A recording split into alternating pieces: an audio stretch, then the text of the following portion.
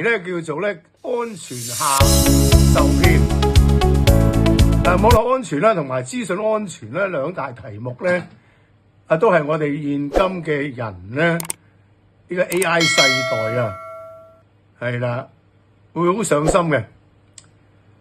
咁我哋時時咧因為咧行個方便咧，而咧往往咧會係自我疏忽，放低咗防備。